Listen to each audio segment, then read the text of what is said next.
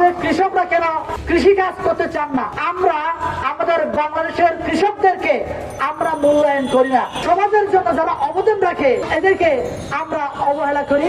সঙ্গে থাকলে সঙ্গী, না থাকলে জঙ্গি। যাদের সাথে আন্দোলন করেছি এরা বিভিন্ন সচিবালয়ে, মন্ত্রণালয়ে এক একজন উপদেষ্টা। আমাকে কেন প্রেস ক্লাবে দাঁড়িয়ে আমাকে বলতে হবে শুল্ক একটু কমা? এটা তো আপনারও দায়িত্ব। তার দরকার 5 টাকা, সে 5 টাকায় রিচার্জ করবে। এই অধিকার কেন নাহি পাই যায় না? কেন সে এগুলা আমাদের অধিকার হরণ করেছে?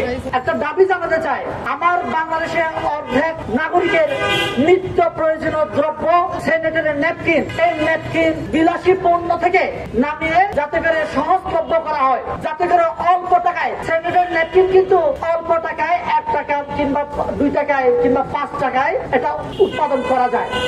কিন্তু এটা বিলাসী পণ্য হিসেবে রাখার কারণে আমাদের যে কাঁচামাল প্রয়োজন রয়েছে যারা প্রডিউস করেন এরা কিন্তু এটা আনতে পারেন না, এটা অ্যাভেলেবল করতে পারে না। শুল্ক প্রত্যাহার করা হোক। আরেকটা কথা, আমাদের বাংলাদেশে যে সমস্ত কৃষকরা আছেন, আমার এলাকায়, আপনাদের প্রত্যেকের এলাকায় আমাদের কৃষকরা কেন কৃষি কাজ করতে চান না, কেন মুখ ফিরিয়ে দিচ্ছেন জানেন? তার একমাত্র কারণ আমরা আমাদের বাংলাদেশের কৃষকদেরকে আমরা মূল্যায়ন করি না।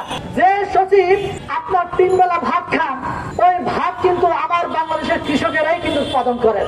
তাহলে কৃষকের যে সম্মান তার থেকে দ্বিগুণ সম্মান থাকার কথা আমার এই কৃষক ভাইয়ের। কেন? সে আমার জীবন বাঁচানোর জন্য সে কাজ করে যাচ্ছে।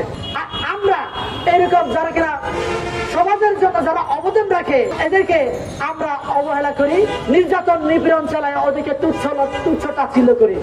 একটা কথা বলেছিলাম, সঙ্গে থাকলে সঙ্গী, না থাকলে জঙ্গি। আপনারা এখন যারা মসজিদে নামাজ কালাম পড়ছেন, সুন্দর সুন্দর পাঞ্জাবি পায়জামা পড়ছেন, ওকে তারাইছি কিন্তু আমরা সবাই মিলে এই প্রেস ক্লাবে দাঁড়িয়ে অধিকার চেয়েছি।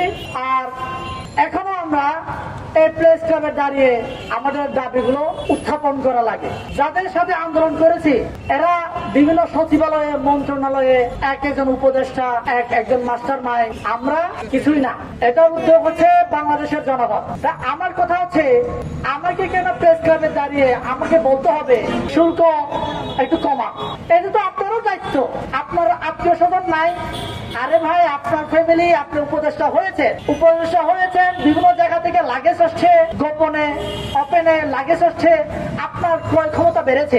কিন্তু আপনার পার্শ্ববর্তী আত্মীয় স্বজনের কি ক্রয় ক্ষমতা বেড়েছে? বাড়ে নাই তো।